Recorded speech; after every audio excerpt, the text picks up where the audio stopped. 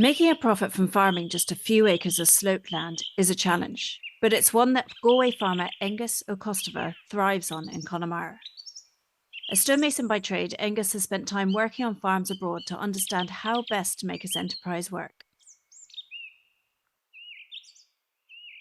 You run a 1 acre market garden. Can you describe your farm and your farming system to us?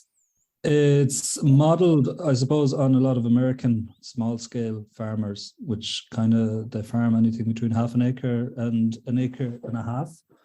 And they go bigger, of course. But like the one that we're doing is really modeled on those. We grow a lot of crops that have fast days to maturity. That's key, DTM. So everything that we have, we do a lot of successional sowing as well. So there's always something in the ground. So that half acre or acre that you have is very very productive, and you're always on top of everything is the idea, and you don't allow time to go by without something working for you, as in the soil. And yeah, it's a lovely way to farm.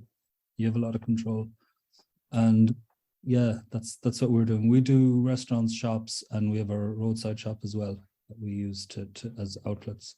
Great. We'll delve a bit more into the whole kind of system and how you do it, and your routes to market. But you might just start with your own journey onto this particular farm, and farming in general. Sure. What's your background there, Aonghus? Well, I left school at 16, and my father, who was born in 1929, left school at 14. And we're very remote out here, and it's an Irish language speaking community. And in my, I'll go forward maybe to my 20s really before delving in on what it was like here in Connemara as a child and as a teenager. But in my 20s, I spent 2 years living in the US, and in my early 20s, right at the beginning, and then in my late 20s, I spent another 2 years living in Australia. It was actually in Australia that I took up permaculture. I was a stonemason by trade, and I learned about permaculture, and I always want to be outside and to be working that way with my body. And that's kind of where market gardening came in as an option. And we had the land at home. It's only 8 acres, and it's only maybe 1 or 2 acres that are usable. And yeah, I always wanted to come back there. I thought I'd come back and become some kind of somebody who lives off the land only, mm-hmm. And wouldn't be somebody who was selling or doing anything like that, only living off the land. And so I thought in Australia I would learn some more skills, maybe some more trades, be able to fix up the home here and then grow vegetables and survive like that and live like that. But I like community and I like people, so it suited then from the beginning to kind of bring people into it. And that's how we started out in 2013. I really started, so it's nearly 10 years. It'll be 10 years. This 1st of March would be the date for a 10-year celebration. Congratulations. Yeah, excellent. Nice anniversary. And I'm sure there's been many ebbs and flows to that.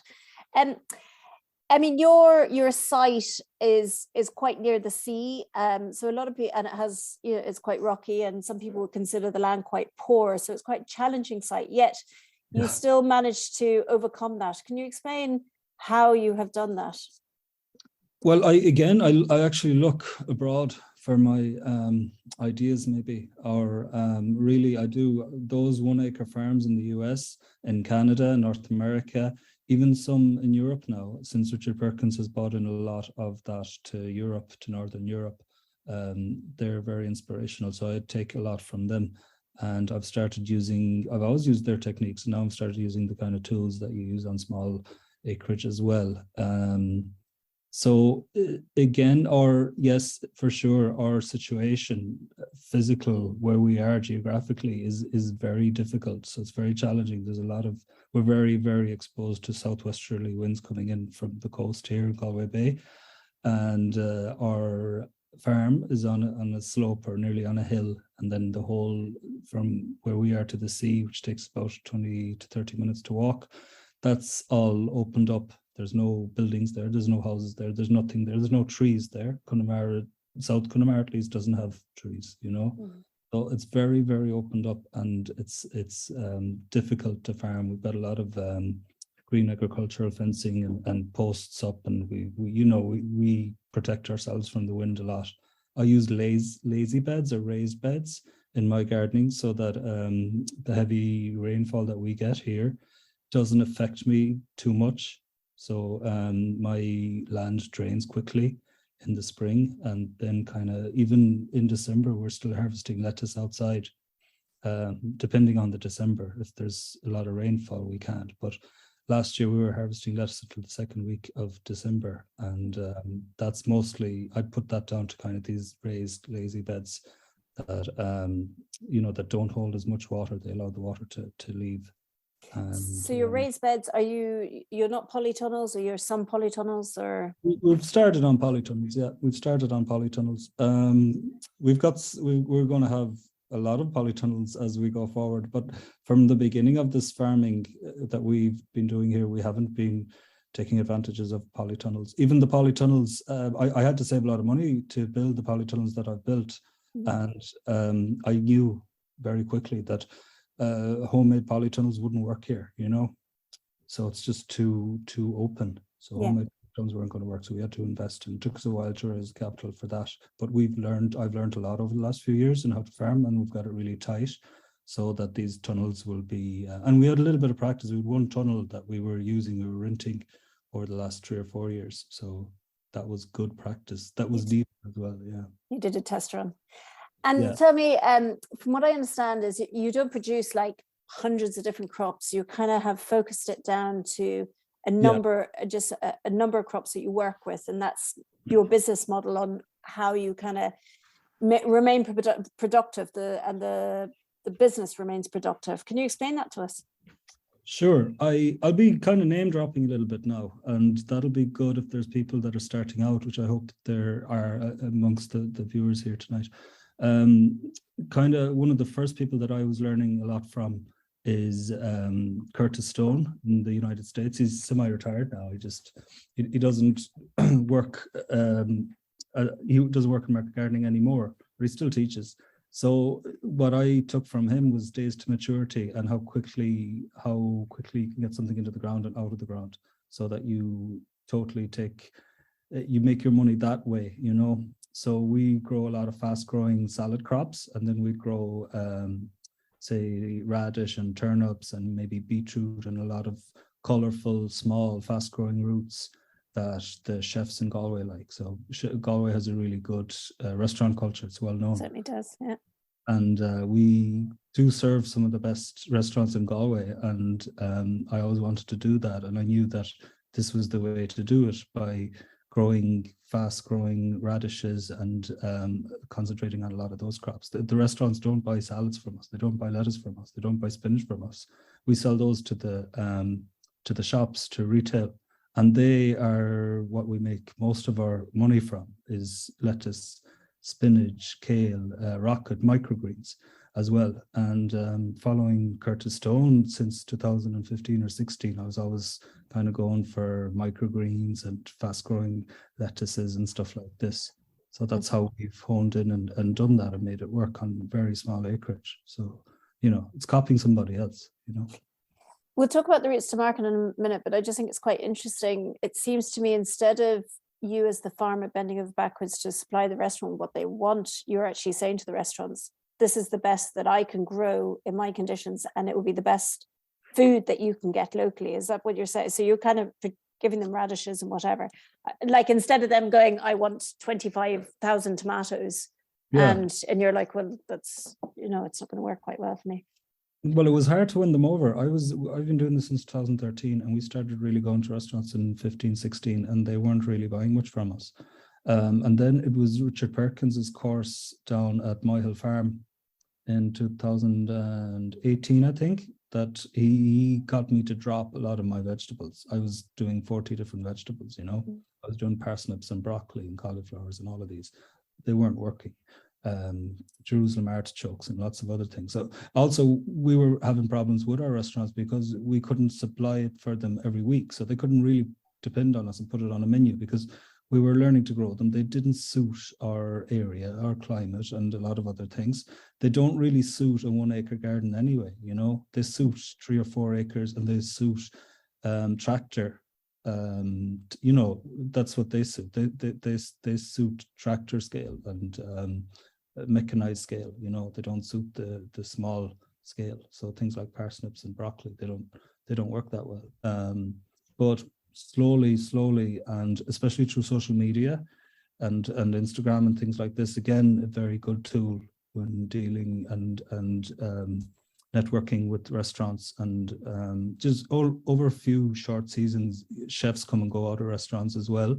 So they'll go into another restaurant, and they're used to working in these high-end restaurants, so they'll go on to another version of the last restaurant they were in, and they'll give me a call, and I'll be able to do what I can do, you know. And that took a while, you know, that and still, as I say this, and it's so nice to serve the restaurants. Sometimes they make you feel like you're serving them though, but as well, our main focus is shops and supermarkets. That's really our main focus. So salads, having them all the time on the shelf, delivering 2 or 3 times a week. Yeah. To medium-sized supermarkets. My dog is having a nightmare in the background. Gus, stop. Shh. Sorry, I don't know if you can hear that, but he's barking away. Sorry. That's really interesting, because I'd say something like COVID probably helped you fine-tune who your customers were a bit as well, and the kind of the dependency on other things, you know, what was maybe wasn't core to your business as well, you know. So kind of you were able to, your customer base probably became more fine-tuned with something like COVID, because obviously restaurants closed and a lot of businesses that closed. So your kind of your supermarkets and your farm shop and stuff probably, you know, built up your business as well. Yeah, farm shop had been opened 2 or 3 years when COVID hit, and farm shop sales have been going down a little bit, mostly because we'd gone into the shops and restaurants. So, sorry, I should say shops and supermarkets really. You know, as we went into these local shops, they did need to find us on the side of the road. They had us, you know, where they were going themselves. So our customers had us at hand, like that. And then, yeah, it dropped away for a year and a half, the restaurants, but that didn't hurt me much at all, really. One thing that did come from it is a lot of, like, on a small scale as well, you have to do a few different things.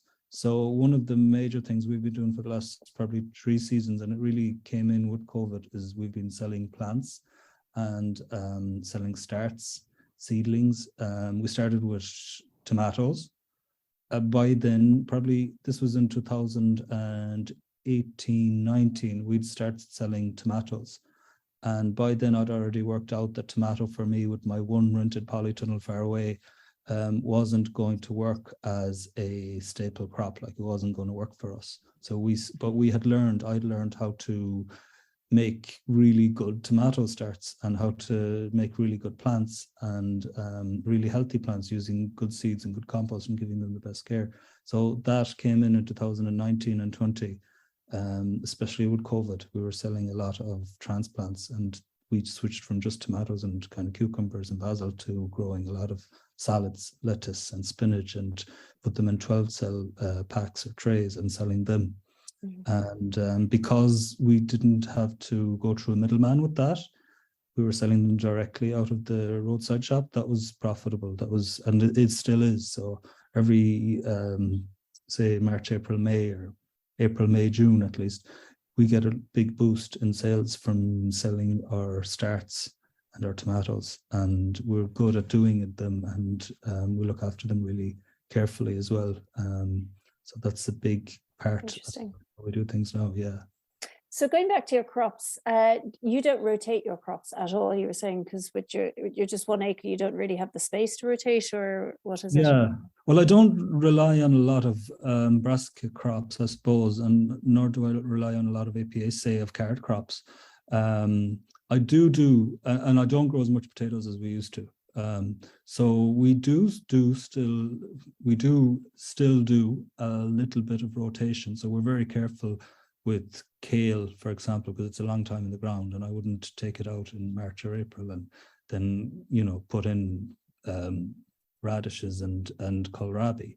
So I'm careful with kale. If I did do potatoes, I'd be careful with potatoes. I'd still be careful with carrots. We don't have a lot of success with carrots outside. We hope to grow them in the polytunnels over the next few seasons and do them justice. But outside, we don't have a lot of success with them. But if I was doing carrots, and I've tried it again and again over the last 3 or 4 years, I'd move them from one year to the next, and I'd be careful about that family as well. And I suppose they're the 3 main ones. Okay. I'd be careful with. I'd be kind of careful with all of those, to be honest. But at the same time, like you're telling me, we do have a really small area. So, you know, there's no point killing yourself trying to, you know, bend over backwards for crops like this. The other big thing that I would be careful about is the onion family. I don't want to get white rotted to my very small garden, because I will have very little choice there. Onions become a big part of our growing system as well.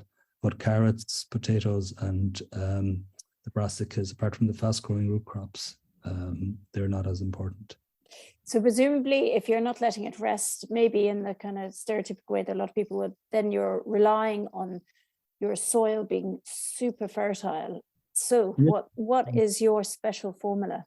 Well, we bring in a lot of, we do a lot of composting, Bridget. So we bring in a lot of composting, and it feels like you're really rejuvenating the soil so often that it doesn't feel like you're going to get so much pests and diseases, or at least so much trouble with your rotations, you know. It feels like it over the years anyway, that it's never been it hasn't been a problem. And do you use kind of just plants? Is your compost made within your own gates, or do you bring in manures or? A little bit of manure, and we bring in a few things, but in fairness, we grew everything that we grew last year was on our own compost. Other years hasn't been like that, but as we kind of improve all the time, last year now it was all our own compost, which is really nice, you know. The new tunnel, when we put it up in midsummer, we did dig up all the soil, put manure down, and then create our beds on top of that. So that was one exception. And usually we do bring in some manure and incorporate it into the compost.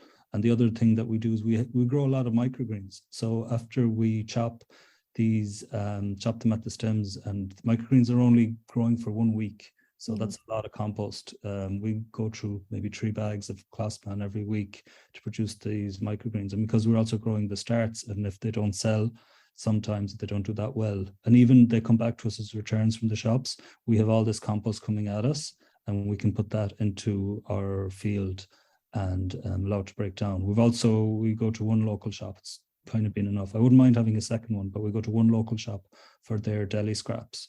And we take a couple of heavy plastic bags every week, heavy enough only one person can carry them. And we need a better system for that, because they seep out onto the floor of the van and they stink the place up.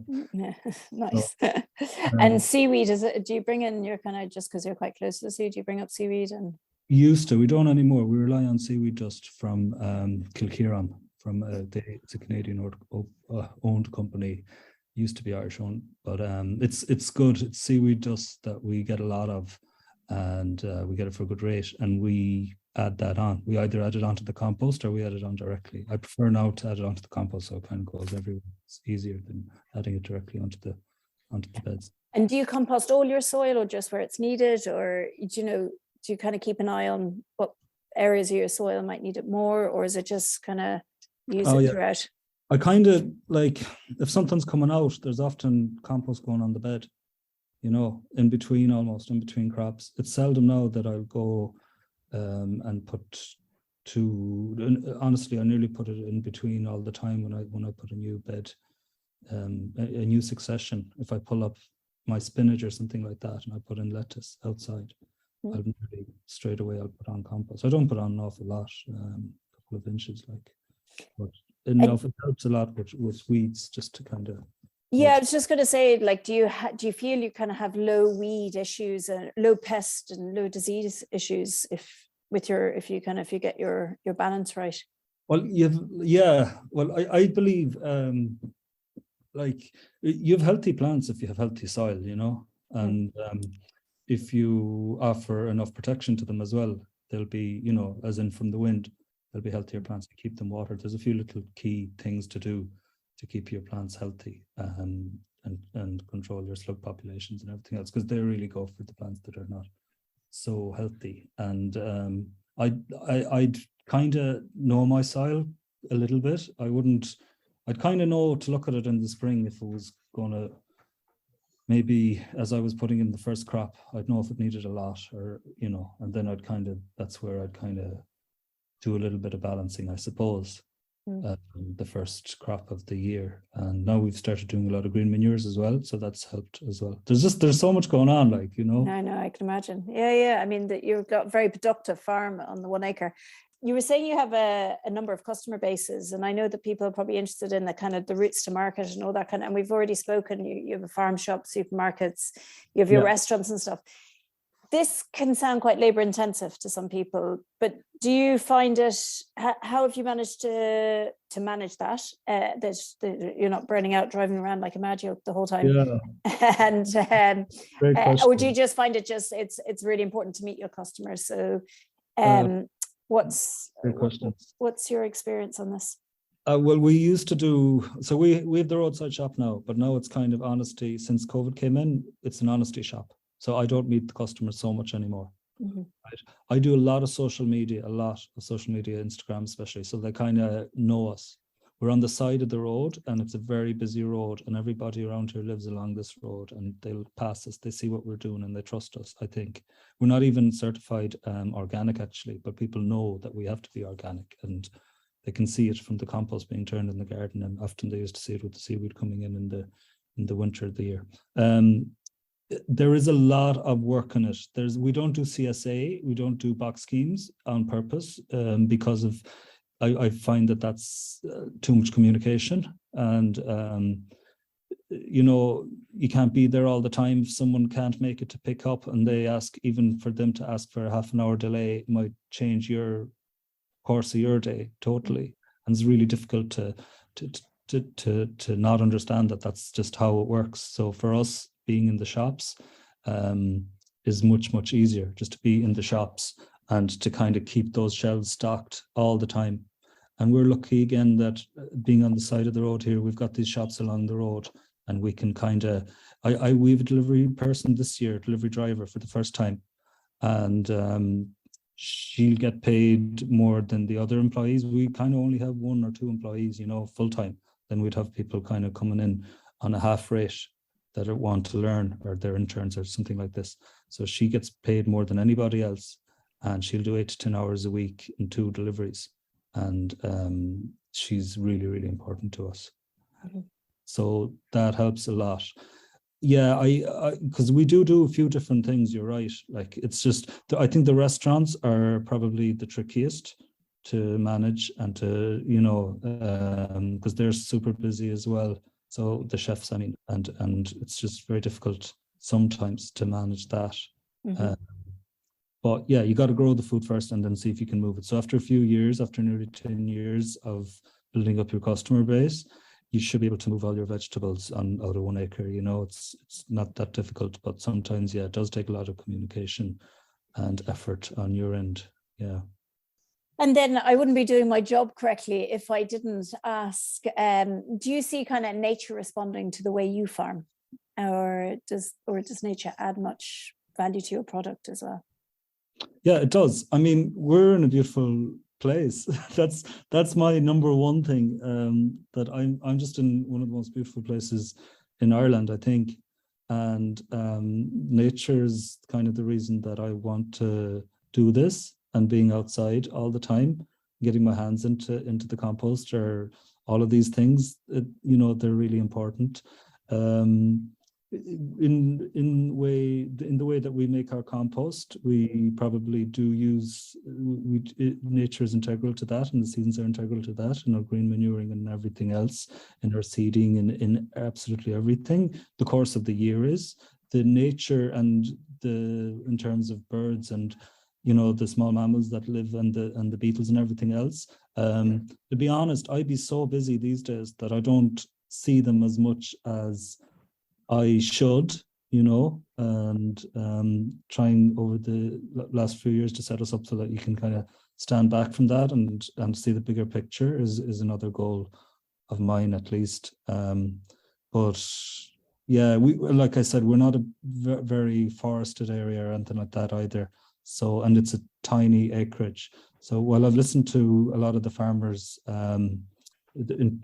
over the last couple of seasons and years, listening to a lot of the people that are your ambassadors talk, it's a totally different world to where I am, and where we are on our kind of 1 acre, Listen, Aonghus, thank you so much. It's amazing what you've achieved on 1 acre, let's be honest, and and that you continue to achieve. And thanks so much for sharing your knowledge. It sounds like you've been through quite a thorough journey with your farm, and you're getting it to a pretty stable place as to what you produce, and that you're able to share that with others. So thank you so much for that generosity in doing that.